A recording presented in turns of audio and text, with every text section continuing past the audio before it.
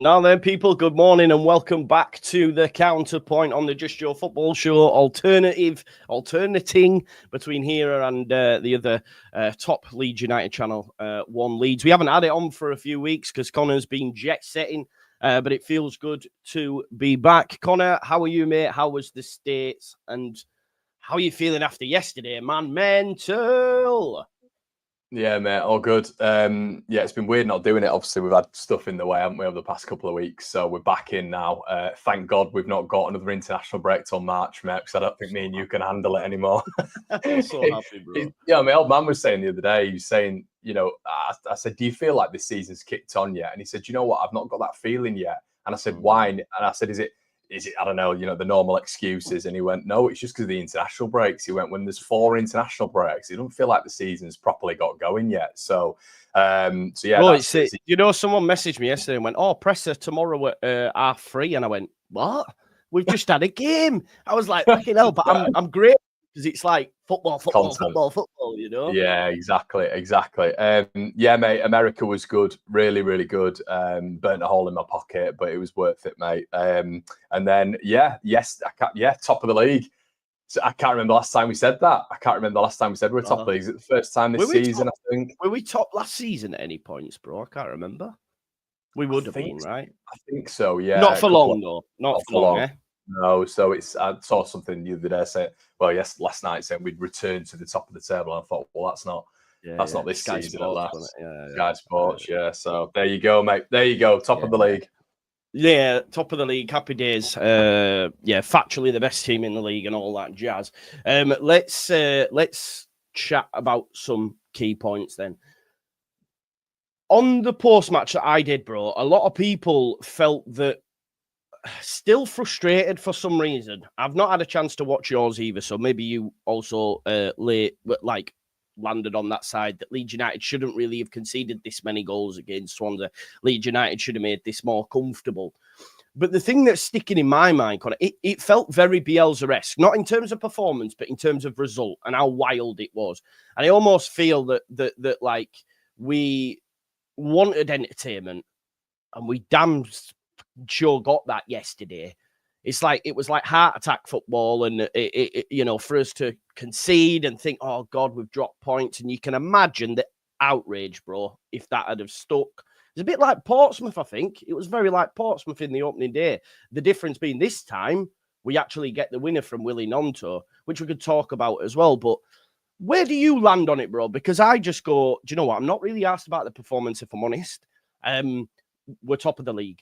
And I actually think I was probably more downbeat on the game as a whole because my nerves were all over the shop than I should have been. Because actually sitting back, taking it back and going, wow, what a game. What an advert for the championship. And when we were on the right side of it, a 7-goal thriller, happy days.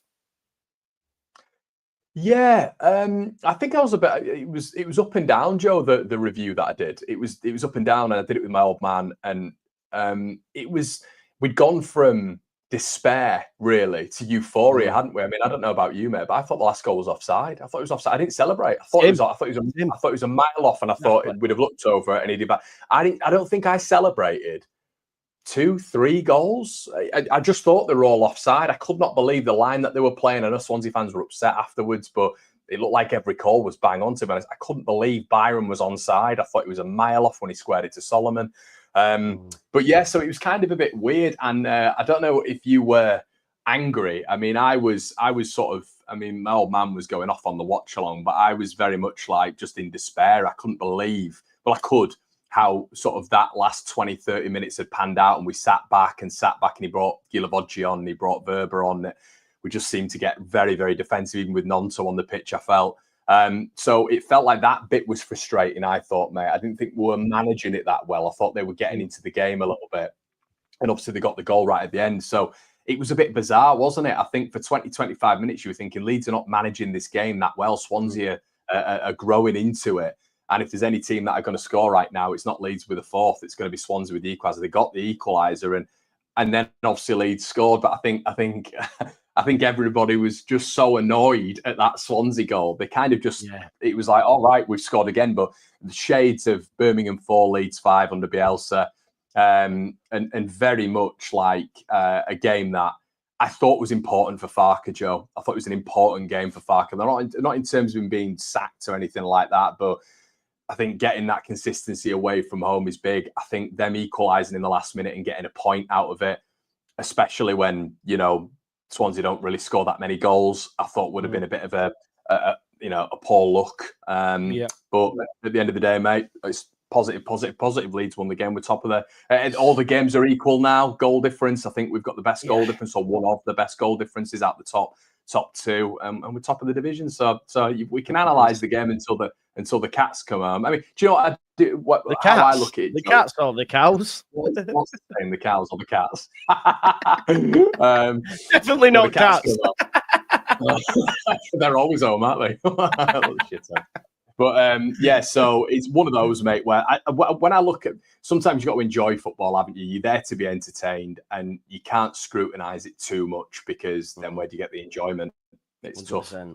100%. Would you now prefer a boring 2-0 performance against Luton, or do you want something more of what we got yesterday? Do you know what I mean? This is the conundrum we have, right? Yeah, exactly. 2-0. I couldn't give a shit. 2-0. Like, don't get me wrong. Like, I get all this boring stuff, and it's not Bielsa. And I don't know why our fan base tend to compare Bielsa to Farke a lot. Maybe it's because he's the nearest to Farke. Farke's the nearest to Bielsa in terms of feeling. I don't think there's a style of play that's similar at all. But maybe he's the nearest thing to Bielsa in terms of continuity, because after that it was Grazia, Allardyce, wasn't it, and Jesse, obviously. But but that feeling is very, very different. But I guess yesterday you kind of got that feeling, which was comparable to what we had in that 4-5 with Bielsa. The defences, Joe, were abhorrent, awful defences, both sides, both goalkeepers. There's conversations there to be had, I guess. We will have mate. Yeah. It was just a bizarre game, and I'm hoping it's an outlier. If it's an outlier, fine. I don't want that to be a consistent thing, to be honest. Yeah, let's get stuck into the goalkeeper, because obviously I clipped up something from the post match yesterday, and to be honest, the comments on the video are saying I can't believe we're blaming Meslier for that goal. It takes a deflection, etc. And maybe if this was an isolated issue, we'd get away with it, Connor. But it feels at times for me that, and I've been a big supporter of his, but it feels at times he's wanting, I know he's not purposely doing it, but it's like, for feck's sake, are you wanting us to throw games? Like, what are you doing? I still think his positioning for that goal, regardless of deflection, is off. I think he's gone down too early, because he has time to try and reach it. It's like he can see that it's going in, and he tries that little bit extra, whereas if he just stayed on his feet and was actually over to the right a little bit more, he probably saves it. So, yeah, where do you land on that? Because I was so frustrated. Yeah, it's good to see you coming around to the dark side, mate. But it is one of those with him where, look, we all want him to do well. Of course we do, but he's just not up to it. He's just not good enough. And look, the stats back that up now. The eye tests back it up. And I think there's a general feeling now. It feels like, I've seen Ryan in the chat there as well. Shout out to Ryan. But I can see there's a bit of a turning now when it comes to Elan. Look, you can't solely blame him for that goal. I don't think. I think it's a very... looking at that goal, it's a struggle to defend the defence. I think, we're transitioned on very easily in that phase of play. But I feel with him, Joe, that he never just gets us out of jail. A goalkeeper that you look just at Leicester. And you think, that's the only time. Leicester game. That's it. Yeah. I don't look. I think go on, Meslier, save us. Just what it's bad defending.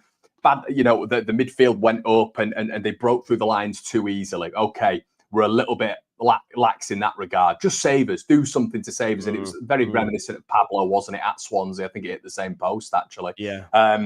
But he's 6'7" or whatever he is, 6 foot. There's different conversations about his height. Some people say 6'4", but that's not something that I take into consideration there. Really, it's his movement across the line. It's too slow. It's way too slow. The ball gets to is it Cullen, Liam Cullen, and he sort of half hits it, doesn't he? It deflects a little bit off Jayden Bogle, but I'm expecting him with the time it gets to the goal, because it's such a slow effort for him to be on that side and for him to get it out wide and just palm it away. But yeah, I think that it's just the outlier we have, Joe. We were talking about it earlier on, mate, and he's the weakest part of this squad. Stats will back it up. He's in the bottom half when it comes to goals prevented, save percentage. He's nowhere near good enough. But we will stick with him. But I guess it's not that much that, should we solely focus on that with what happened yesterday? No, but it's a question that you put to me, mate. And yeah, am I solely blaming him for all 3 goals? I look at him for all 3, and I think he is quite flat-footed. But overall, it wasn't just melee; it was the defence, mate. The overall team defensively was poor yesterday. Yeah, what do you put that down to, mate? Because, like you say, we've been pretty rock solid, and the defending for the first goal was bad. And that was on Tanaka, and Rodon was blocked. But you've got to be stronger. You've got the Melier one for me, which Strout gives away in the centre of the park.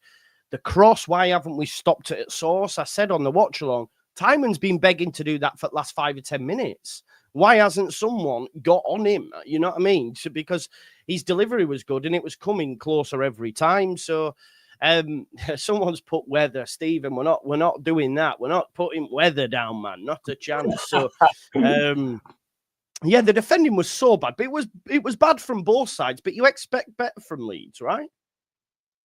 Yeah, you do, mate. And it was Leeds have got the best. There's a graphic, isn't there, that was going out, I think, midweek, that going forward, obviously relevant to XG and how many goals we're actually conceding. Leeds are the best in the division by a country mile. So I guess this is one of those games of which you can look at and think, as I keep using that word, mate, a little bit of an outlier. But Leeds were all over the shop. And I do wonder, away from home, have we looked that solid? I don't know. I think we definitely look a little bit more solid at home. I think that away form and these away performances definitely haven't fully convinced me yet, but we've accumulated enough points to be top of the division, mate, which includes our away performances. So, you can't be too disappointed at that. But Swansea don't let in that many as well. It's a goal either way, really, very much of the Millwalls. But they were as bad. I couldn't believe the line that they were playing when we had Dan James on that right-hand side. I couldn't believe it. And I didn't understand why Leeds didn't exploit that more. I thought between the centre-back and the left-back, there was constant space to play the ball into for the centre midfielders. They didn't do it enough for me. But yeah, really, really poor on both fronts, mate. But if you want to go goal by goal, probably the most frustrating goal for me was that first one. Very reminiscent of Millwall set piece again. I'm hoping that's not going to start becoming a thing. But yeah, tragic defending from Leeds United and a goal down again. We need to start scoring that first goal, don't we, Joe? I think we do. Yeah, we do, because the worry was obviously Swansea had gone like 20 odd games without losing after scoring first due to them possessing the ball so much. A bit like us, really, when we scored first. So that did enter the thought process, and I did start to worry when that stat did flash up, but thankfully we came through it. And go back to the lineup, mate. I'm assuming you would have been really shocked, really surprised, and also ready to go, well, if this doesn't come off, he'll be getting both barrels. And I said this on the decision to start Solomon and drop Nonto. I did say, we live and die by our decisions, and if this doesn't work, he will rightly be criticised. So were you surprised with the switch up? Yeah, I was. I know a lot of people are saying about Nonso that he's not been great, Joe, and I agree with that. But I think he still created the most big chances for Leeds United. His rating's up there. I think assist wise, he's up there for us as well. So he's still having a good season, but we just expect even more from him because we know what his ceiling is. Solomon coming in, it was one of those where I sort of understood it when it came to rotation. I've pressed Farke. He needs to start rotating that side at points. So I understood it from that standpoint, but I looked at Peru, I looked at Solomon, I looked at Aronson and James, and I thought, nah, just not for me. That front four, even if you'd start Joseph ahead of Peru, if you'd start Nonso ahead of Solomon, I just thought the balance was a little bit off. But overall, scored 4 goals, mate. At the end of the day, he got 2, didn't he? So I was happy for him. But yeah, it was an interesting one. Fully fit. I saw people saying, James starts. Look, I love Dan James, but he starts regardless of whoever's fit. That's for me, that's absolute nonsense. We know the two that have got to start either side.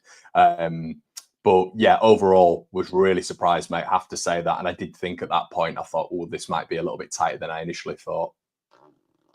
Yeah, do you think he had a good performance? Because again, I thought he played well, but I am really conscious that because I'm willing him to do so well, that maybe I over egg it at times. But I've heard since, listen to Square Ball, listen to other creators, and yeah, oh well, he got 2 goals, but he didn't really perform that well. But I thought it was okay, mate. Where are you on it? I assume you thought he wasn't that great. No, I'll give him his flight. He scored 2 goals at the end of the day, and I was happy for him. I was buzzing on the watch on the instant match reaction for him. I was happy that he got his goal and stuff. And you know, we're all willing him to do well. He's a Leeds United player at the end of the day. And you were right, Joe. We've got to focus back on that point, mate. He needs to do well. You know, it's not like we shouldn't all be willing him. Manor Solomon should be performing for Leeds United with the level that we've been told he's at. You know, the money that we're paying for him, I do think that represents, you know, quality a lot of the time. But yeah, do I think he played well? I tell you what, Joe. I thought in the first 15 minutes he was excellent. I thought Josh Key, I earmarked Josh Key at the beginning of proceedings because, you know, I thought Byron might struggle with him on that right hand side, and I actually thought he was one of their best players, the right back. I thought Solomon was spinning him up in the first 10 to 15 minute period. I then felt Leeds started building up on the right hand side a little bit more through Bogle and James. And then I did feel Solomon just sort of drifted out the game. And look, Joe, you know, you see online, don't you? Oh, well, he got an 8.9 foot mob rating. And I'm like, well, yeah. I was saying that, bro.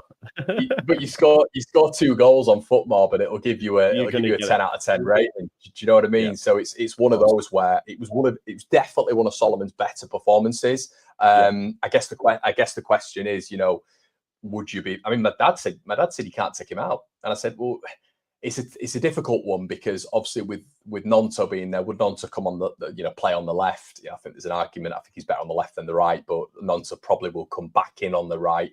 But he scored 2 goals, hasn't he? So what do you take him out? Can you take him out? I don't know. That's the question. Yeah.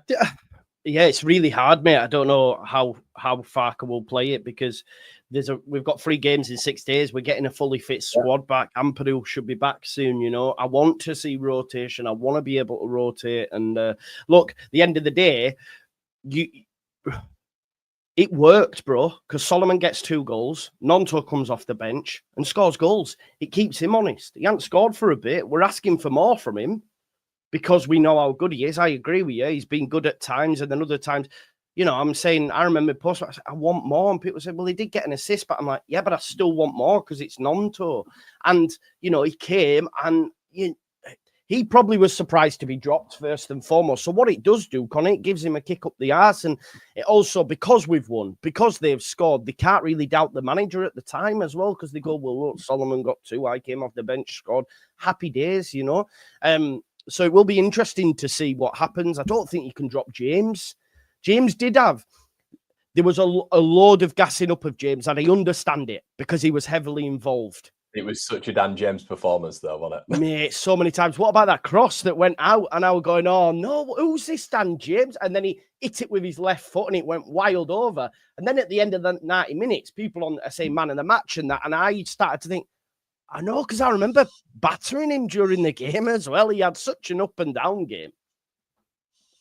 Yeah. Do you know what, though, Joe? You know what you're going to get with him. And a lot of teams at this level would kill for him. They'd absolutely kill for him. And if that's rotation, bringing someone like him in and Solomon, you know, with a a couple of goals yesterday. I don't think he was brilliant, but a performance like he put in yesterday, which was probably his best so far. If that's rotation and you've still got your best 2 midfielders out, you starting midfielders, I should say. Oh God, I'm going to get flack for that.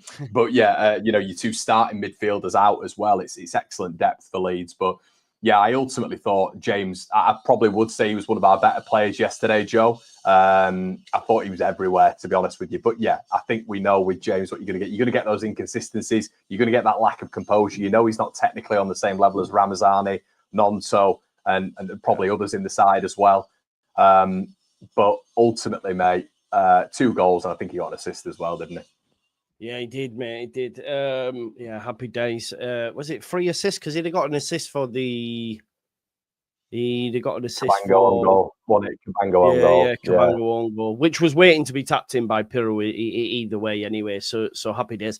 I do rate this comment by Ryan as well, and I said this, you know, the second goal from Solomon was tidy because we've seen Joseph miss them chances this season in the Leeds United shirt. What do we do about the striker position, mate? Because I'm still none the wiser after, because I understood Pirro starting, he scored again off the bench. Then I see 45 minutes and I'm going, get fucking Joseph in. You know, like, what do we do, mate? It's like, I don't know. Every game week, every preview, I'm going, who would you start? Who would you start? It's getting boring now, but I just don't know which way we go, man. Yeah. I think the way I'm always going to go is Joseph. And look, guys, I've got, you know, Joseph isn't slipping me a fiver every week here, by the way. I wish he was.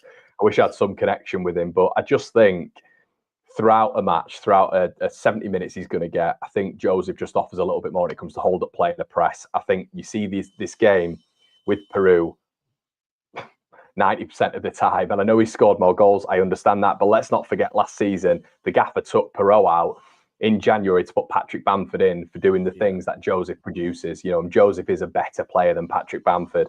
I've mentioned several times, Joe, that there's a style of play which this guy thrives on, of which we were doing a lot of in pre-season, those byline cutbacks. Literally go back to pre-season, Firpo's it in the byline, Bogle's it in the byline, those cutbacks, Joseph's thriving on them. They do it all the time for the Spanish under-21s as well. So I think with Joseph, it's more of a Leeds United problem to figure out, to get the best out of him.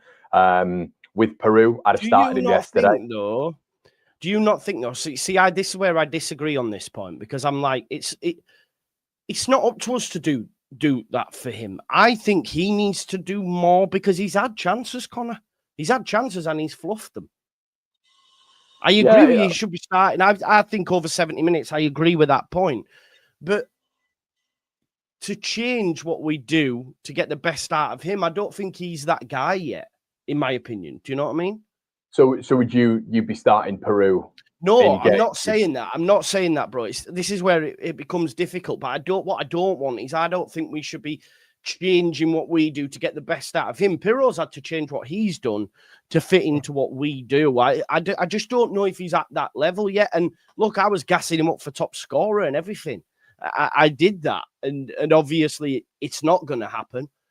And is he ready to be leading the line week in, week out? I don't know. It's difficult, mate. Well, maybe a lot of the time as well. I think a central attacking midfield is a huge conversation to have about it as well, because I think a central attacking midfielder, let's not forget that Daniel Farke had Timu Pukki and Emi Buendia at Norwich. You know, you were getting Lewis and you were getting Aarons hitting the byline consistently, and Pukki was central on that penalty spot. So it's definitely a Daniel Farke style, I believe. You know, just cutting that ball back for whatever reason. You might even have a look at Daniel Farke for this. I think, you know, something's got to be analysed in the fact that Leeds United profit with Joseph scoring, and look, the build-up play is going to naturally be better off if Joseph's putting the ball in the back of the net. But there's got to be something there, Joe, in him being ready on the spot, Johnny on the spot, on that penalty, you know, that penalty spot, literally.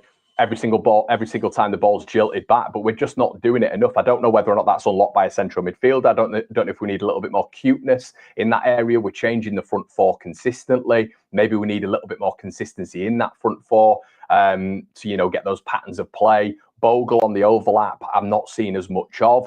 Firpo, it's been staggered performances, hasn't it? The suspension's not helped. He loves to get to the byline, but I would just love to see Joseph starting.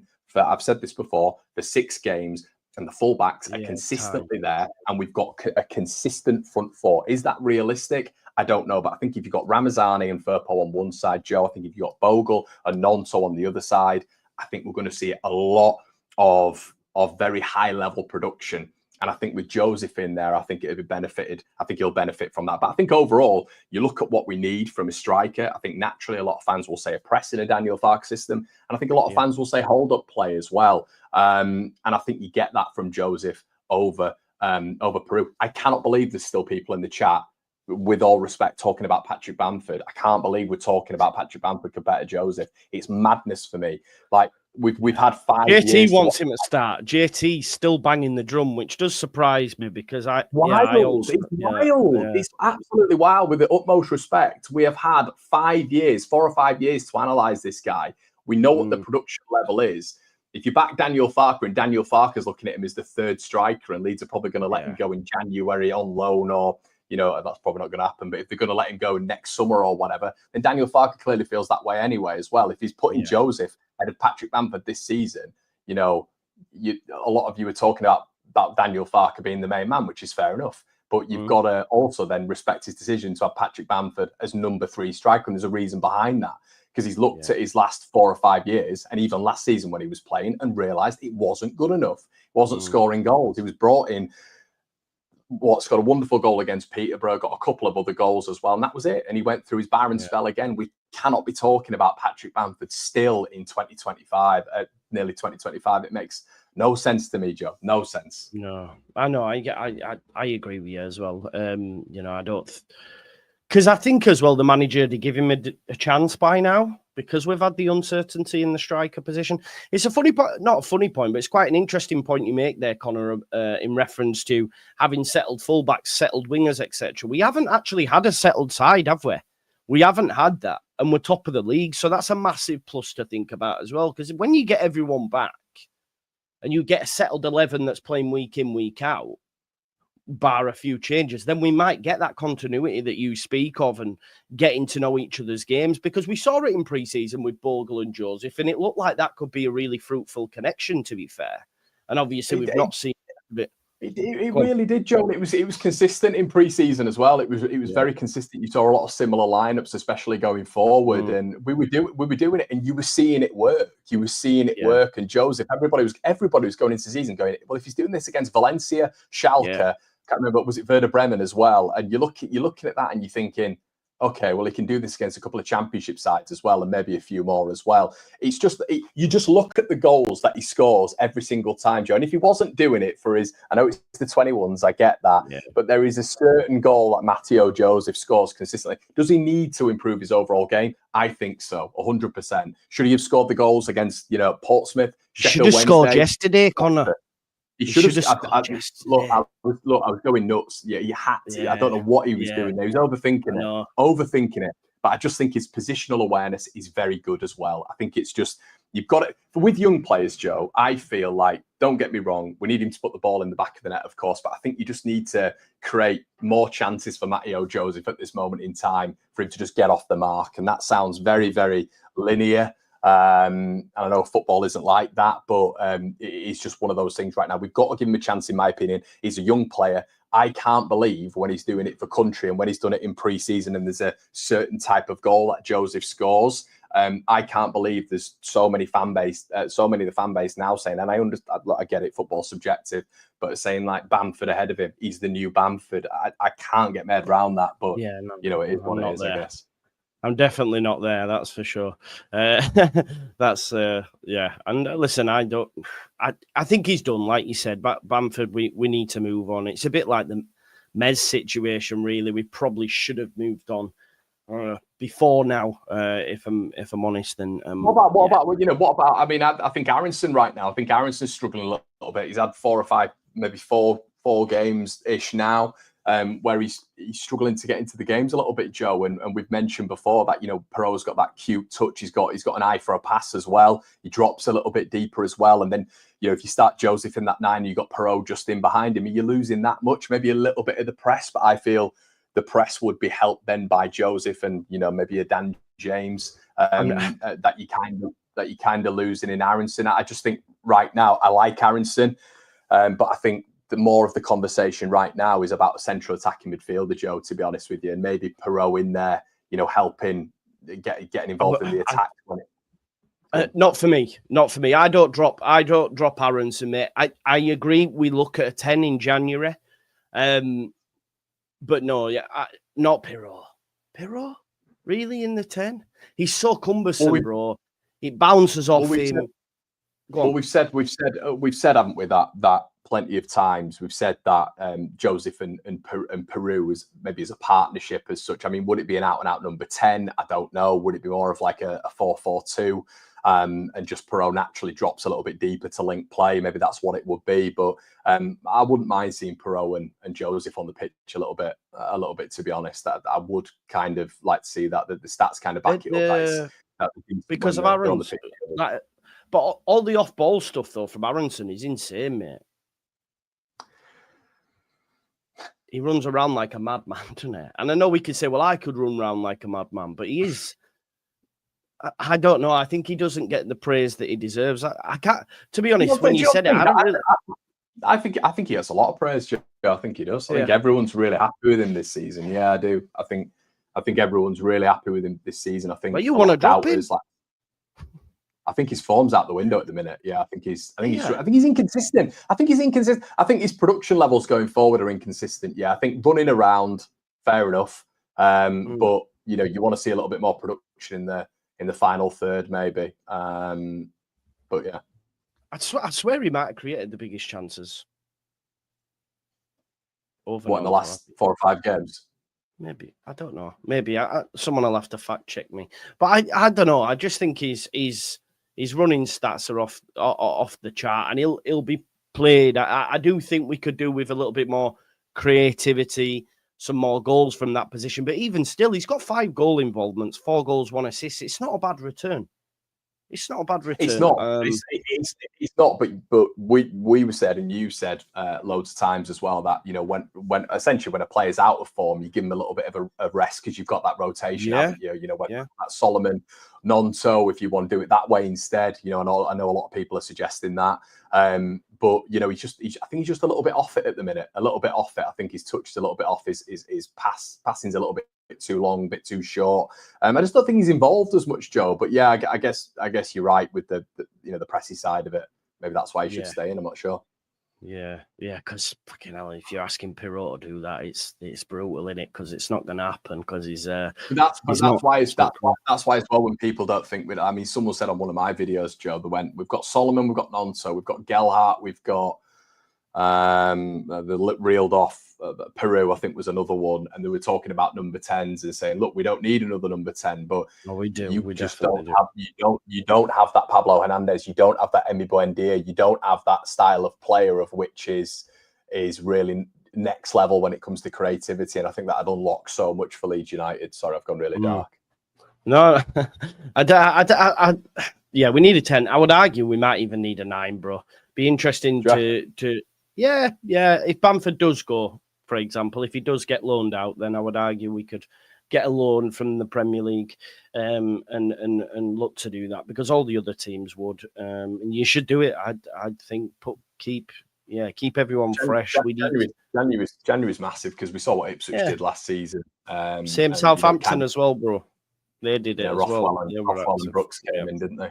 Yeah, they're active, mate, and we need to be active. I'm not going to let them rest on the laurels kind of vibe. I mean, not that I have any impact, but I will be saying from my bit, do get some fucking business done.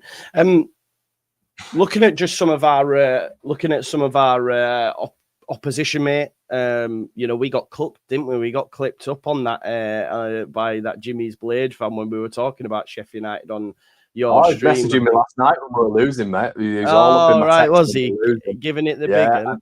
Here we go. He said, just out at the minute, pal. Can you keep me posted on the score? I just went, yeah, it's 3-2, pal. Top of the league, pal. Go find me an L, pal. Where are you, pal? And he said, FFS. And then he just messaged me going, pal, when they got the 3-3. And then I just went, have that, pal. So it's all the pals, mate. Yeah, just he's right on. Anytime Leeds are losing, the guy lives in Wakefield. He's a fake Sheffield United fan. Yeah. He hates us more than he hates Chef Wednesday. I remember him saying that to me. So it was like, but anyway, he hates us more than he loves the Blades, I think. Yeah. Just on that though, they dropped points against Coventry. Ahmed Hodzic has got a red card. Arblaster's out for the season. Sunderland haven't won in 4. They've got West Brom tomorrow.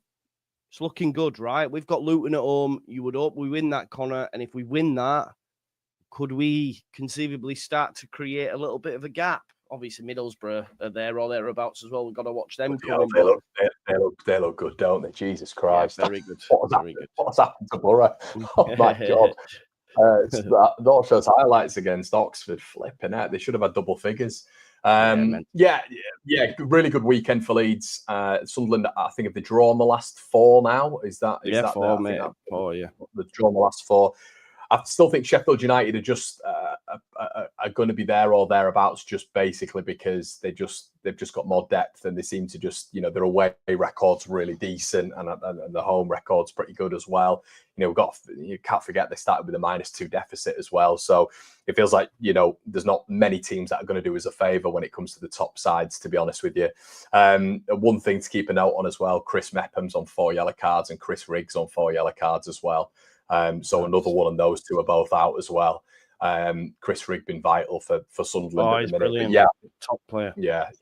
I don't know if Job's back for their next game. Might be back. He might be. Yeah, could be back. Might be suspension over, but Brown obviously out, isn't he? And Mundell, who's been a seamless change really from Jack Clark. So they're having the hurdle at the minute, aren't they? I still think they'll be there or thereabouts, Joe. I do. I think Regis Labrie seems to be really getting a tune out of the young lot. But do you worry about the top 2 for them or not? Because I don't. You see, I think playoffs, and I think Sunderland fans are starting to see this as well. I think it's. I do. I think Burnley are an interesting one. They're an interesting one because they're shit, but they keep grinding out results, don't they? The division's crap, Joe. The division's crap. They go up and getting absolutely mullered and coming bottom with about 5 points, 100%. Especially with Parker, who seems to nullify any talent out of any player. Jaden Anthony scoring again. Joe, he's doing all right. He's probably one of their better players, isn't he, this season? One to keep an eye on, Burnley, because they're just nicking these wins, aren't they? Obviously, Swansea last week. And then Bristol City at the weekend, 1-0 as well, which is always a favourable result. But it's a big chance for Leeds. A big chance for Leeds now, really, to stride ahead. And we've just got to knock this inconsistency out, Joe, because getting a 3-4 win yesterday, it's really knocked out a kilter if you then go and lose to Luton at home or draw to Luton at home. You just step on the neck. Let's not forget, January onwards last season, Leeds were absolutely... I think was it 10 wins on the bounce? We're flying. We've got to really. We don't even have to hit. Obviously, you can be arrogant here. You don't have to hit 10 wins on the bloody bounce, but at least 4 or 5. I still don't think, Connor, we've been peak Leeds yet either. Last season I can think back to performances against Huddersfield, even though we dropped off in the second half. Swansea away when we won 4-1. Watford. 4-0. I don't think we've. 4-0. The Millwall game when we went down and won 3-0.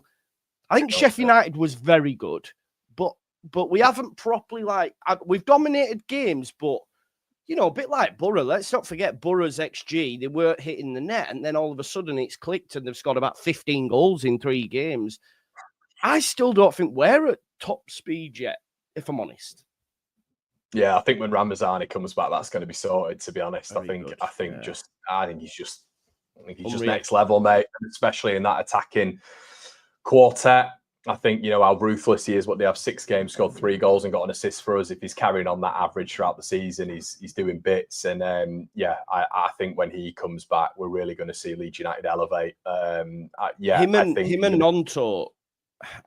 Nonto really together dovetailed really nicely as well. I felt. Yeah, they did. And we always used to say it was Somerville, didn't we? But you could tell immediately Nonto scored that goal, and then you see Ramazani just getting in his ear and kissing him on the head and giving him a hug and all this sort of stuff.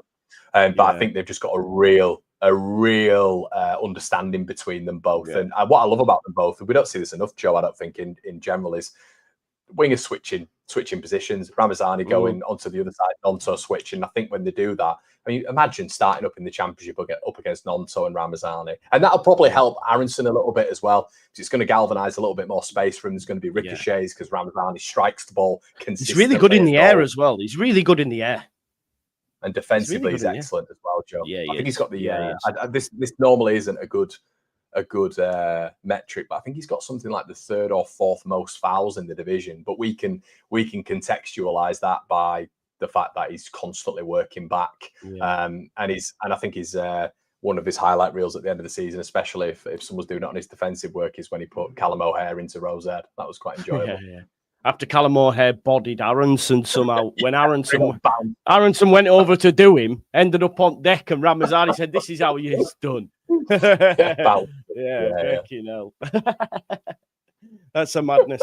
But yeah, no, look, and like you say, if you're starting Ramazani and you're starting Nonto, totally fine. You're then looking to bring on Dan James and Solomon as well. It's massive. We do need a 10. I agree with you. That would be great to have a difference there, and also a rotation option, because we do know, and it's not really Aronson's fault, but I think he's that good in terms of running that managers beast him. You know, Jesse beasted him. Everyone who plays, he just does everything that they would want. So he gets beasted. So it'd be nice for us to have a different option there as well. What did you make to Byram's performance, mate? One, sorry. Yeah.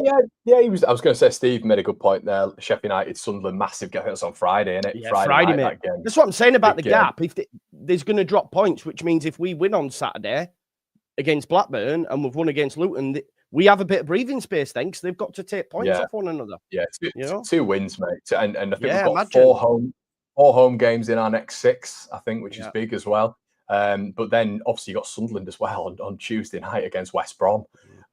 So Sunderland have got a bit of a tricky run as well with players out and players, on that 4 yellow card mark. So it's going to be a big squad tester for them. And I know we're saying at the start of the season that with such a young squad, the rotation is going to be tested a lot. But yeah, mate, sorry, you asked the question. Byram, I was just getting your thoughts on Byram, because agreed, like before the game, everyone was saying Solomon, they're not going to really work, etc. But Byram was really good, I felt, mate. Byram was really good last night.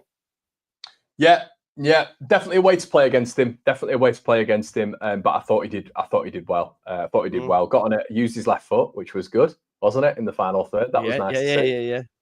I was getting a lot of stick about that. My dad was even giving me stick on the watch. Well, look, he's used his left foot now. I was like, it was a 5-yard pass, but there we go. But yeah, he slid Solomon in, didn't he, Byram? Look, you know what you're going to get with him, Joe. He is what he is. I think he's stepped in for Firpo and he's been fine. There's one more game as well, right? Firpo's still out for one more, I think. Firpo's out for one more, yeah. So we'll be back for Blackburn, which is big. And then we can have that whole partnership, which, would facilitate Joseph, you'd hope, Firpo and Bogle on either side. But yeah, I'm looking forward to having Firpo back. I never thought I'd say that ever, but I'm looking forward to having him back. And let's hope we can actually just keep a bit of consistency. And that's the only thing with Perot.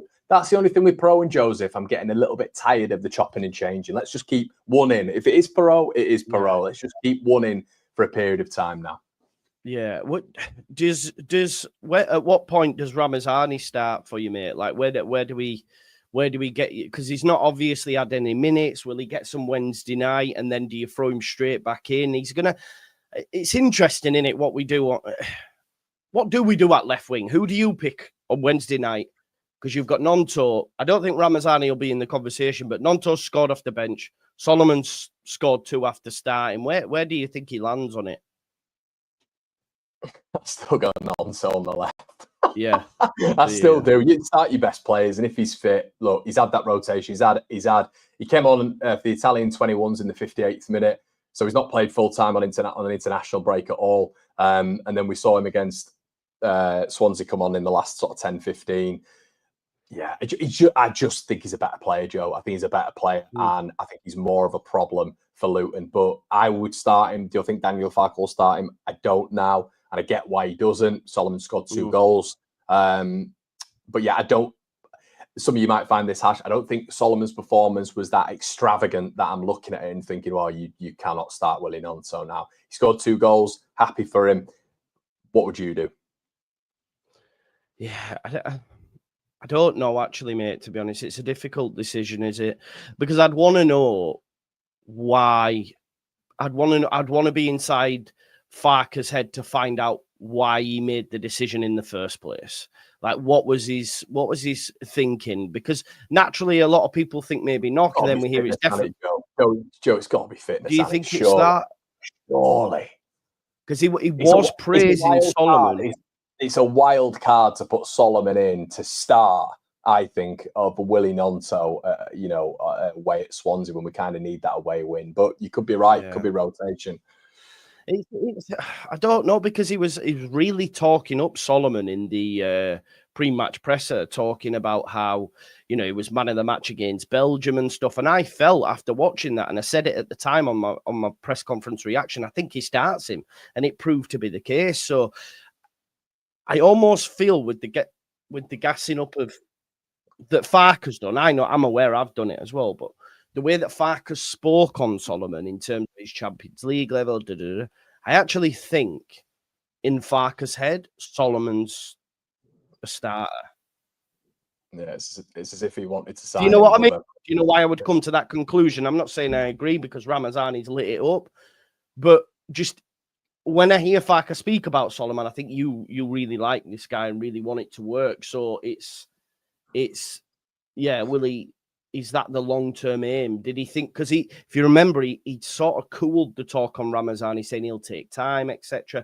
But obviously he didn't. So I don't know where that lands. Yeah, I think I've got a sneak feeling that maybe Farke really pushed for the Solomon signing.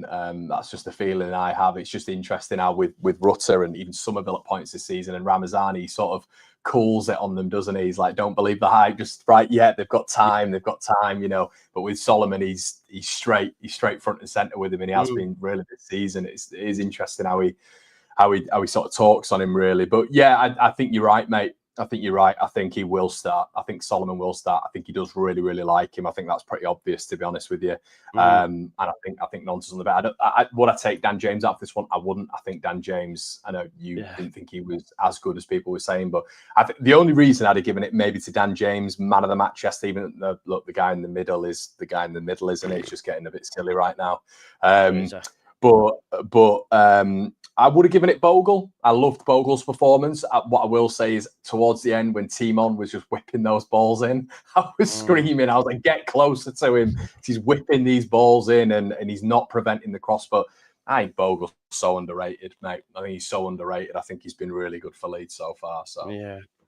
He has. He definitely has. But yeah, let's just finish up on Tanaka, mate. I mean, I actually said in the watch along, I said I'm going to coin a Connor phrase here and said he's a metronome. He's a metronome. So good, word, right? Yeah, it is, mate. How good was he? I don't know why it's. He probably wants you to see my T-shirt, mate. There you go. Look. Oh yeah, there you go. It's a good one. That it's a good one. Yeah, that's what you've got on Uber Eats. But yeah. It's he's a bit ridiculous, and he's I don't really know how to describe. I mean, to be honest, when they scored that first goal, I was a little bit peeved off at him. It looked like Harry Darling. Yeah, it was his fault. Like, I think so. Did Harry Darling? I know we do the old zonal marking, but it looked like Harry Darling sort of got away from him. It was either him or Stroud who were sort of ball watching, and I thought, okay. And I thought the first 10 minutes. I didn't think he was that great, to be honest with you, but that's the standards we've set for him right now. He's phenomenal. He is an absolute, and look, I loved Mark Rocker, as you know, but and I loved a lot of those. You know, I did like Tyler Adams, to be honest, at the start before we heard what we heard about him. But I think Leeds have been very decent with central midfielders in the last few years, but I think this guy takes the bit. He's outrageous. And there's no part of his game which. And as a former midfielder, Joe, there's no part of his game which is a problem. Defensively, he doesn't have to be combative. He doesn't have to be putting those stupid tackles in all the time and getting the crowd up. His positional awareness is that good that he doesn't have to do that. Going forward, he just picks the right pass every single time. He's never flustered. He's press resistant.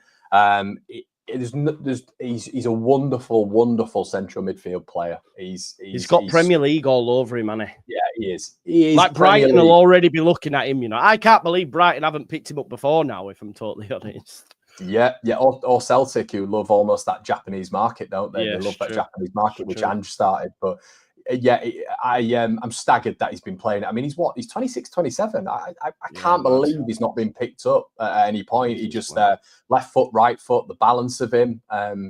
Just a wonderful central midfield player for me. Is it him and Ampadu, as Josh says here? Is it him and Ampadu when Ampadu comes back? Is that the plan? Or I know, listen, it'd be very harsh on Rothwell because he's been phenomenal, by the way, as well, and was great again yesterday. The two midfielders are that good now that we just forget about them, I feel.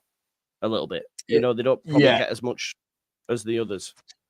Yeah, Yeah, I think it is. I'm going to be gutted for Rothwell though. You know what I'm like with him, Joe. But I've not peddled for him to be starting. I just Do you think see yourself in Rothwell? Yeah, the way he plays, is that what it is? Being a former midfielder, not as good as I was. Not as good as I was. No, he's a good player, mate. He's a lovely player, but he just offers something a bit different, doesn't he? I'll tell you what will be interesting with Tanaka and Ampadu. Who's going forward and who's staying? So I think there's a clear indication with Tanaka and Rothwell, the balance between them two. I don't know how it'd work with Ampadu, really, because Ampadu doesn't naturally like getting forward that much. He'll do it, but and Tanaka's just he's a sweeper, isn't he? He likes getting in between the centre backs. So I don't know how that dynamic will work, to be honest. So that'll be the interesting part of it for me, to be honest. Yeah, it will. Jason, I mean, this is a wild statement. I think sometimes we forget he's nothing like average. He's easily one of the best players in the division. Why, Jace?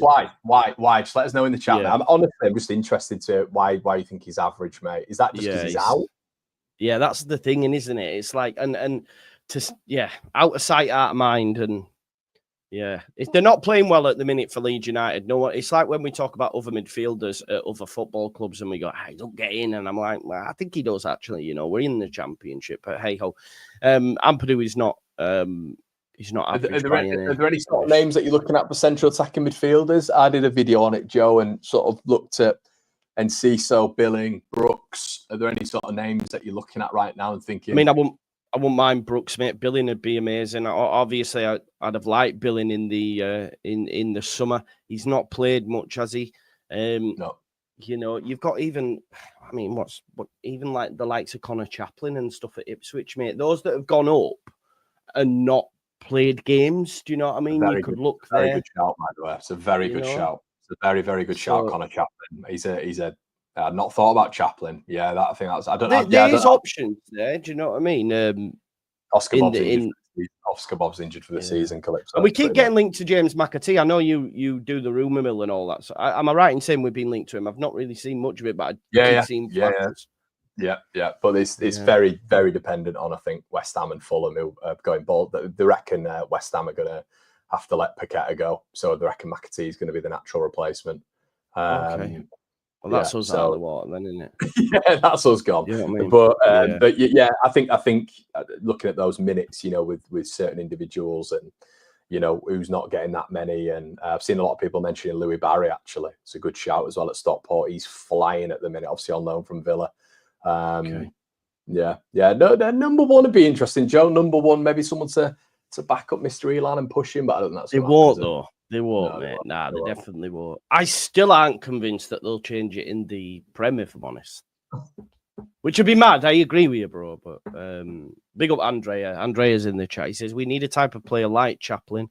Cam's second striker, false nine, totally more than another winger. And I like Brooks a lot. Yeah, it's fair because Brooks does play out wide. But I do think we need... We do... in an ideal scenario, Connor, what do you do? Because I do... A 9. Look, Ipswich went and got Ali Al-Hamadi, and they didn't really need him, but they went and got him, and he played minutes. He came on yesterday in the Premier League. So you can go out and get someone from the lower league who's up and coming. So you could go get a 9. You get rid of Bamford. You definitely need another 10. Then we need to see what Vobel wants to do, because I know he came on and did all right yesterday. He's not in. He's gone in. Yeah. And I get it. I sort of get it, bro. In all honesty, I do get it. Yeah, because he's not playing. He's not playing. Alex says not starting the stream, Connor. I mean, he's here, Alex. He's here, He's busy. You should be watching this anyway. Your bell pipe. We'll have it. We'll have it. Whenever we finish this, we'll go on. Yeah. We will finish, bro. But before we do, let me just get these super chats in. So Dominic Martin says that was a lucky escape. See, I don't like this. I don't like this, the lucky escape thing, because it is what it is. Like, it was an entertaining game. We win. Why can't we take the positives? Everyone's saying it's a great advert for the Championship. What a game. But we go, we escaped with that one. I don't care. Like, we won 3 points, scored 4 goals. We weren't scoring enough. We won away. We haven't won away for 2 months. We're top of the league. We very rarely never take these opportunities. This time we took it. So take the positives, Dominic. He says, in my opinion, Meslier more to blame for letting in their third much more than their second, which was a cab. I'm not sure I agree with that, bro, but hey ho. Thank you for the super chat. Dominic Martin says we need a 10 and a proven 9. I agree with you there, mate. I definitely do agree with you. Daryl Scott says, keep up the great work, guys. Love the Counterpoint. 2 of the best content providers.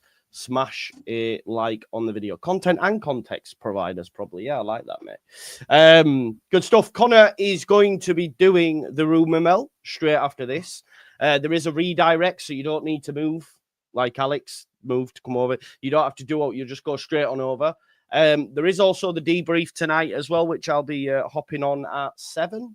Did we say 7 o'clock? 7, mate. Yeah, we've got Oscar out of bed. He's got the flu, so but he's coming out of bed. Lurgy, has he? Has he been laid in bed? Watch going actor over Max Verstappen. I had a bit of a go at him last night because he messaged me saying, "I don't think I can do it, mate." And I said, "Oscar, you need to give me more notice, mate, because look, we've scheduled it." And he went, "Okay, sorry, I'll come on, man." I was like, "I need to get you on, mate." Like, none of that. I don't care if you're dying in bed. Where's Gabe, man? Where's Gabe? I haven't seen him for a while. He's a busy guy at the minute, mate. Yeah, he's completely off. No one's seen him. I've not seen him in about 2 weeks. Yeah, after the election, bro. He did say if it was after the election, it could well be. Yeah. There's more to that than you think. He's gutted. Yeah. So I think there's a bit going on there. But yeah, hopefully, I think we'll probably see him back in. In early December. We need to get his controversial ass back on. Yeah, miss him. Tom says he's in Grimsby. There you go. There you go. That's where he'll be. He's in Grimsby. There you go. I know he is. Right. I know he is. You know what, sorry? I know he is. Ryan, Ryan, if I have unblocked you, mate, I think we've buried the hatchet, mate. Yeah, mate. Tell me where I blocked you. Normally I block people because, excuse my friend. You've got him blocked on every social, probably. Yeah, Ryan, you probably blocked on everything, mate. So I'll definitely give you an unblock. But can I just say, me and Joe don't block people because they disagree with us. We have to get that out there. Ryan, you might have been a naughty boy. So, I'll unblock you, mate. I feel we've buried the hatchet. Yeah. I get it all the time, but it is what it is, man. It's worse when you go on other channels and they're not blocked and they go, me, and I'm like, I think we figured out never to comment on Leeds United's press conference thing because that's 100%, bro. I love that. I just said, you know what? I'm not going to do it anymore. Yeah, just get cooked. I've learned that. I've learned that after about I switch it off. 3 separate press conferences. I've decided not to comment anymore. Same here, bro. I was like, now it's like, you blocked me. Someone actually called it the Just Walk football show. And I was like, what? Just because I blocked him, I'm woke. That's the go-to, innit? If you do, you walk. Yeah. You walk. That's it, mate. That's it. Just Joe's massive forehead show.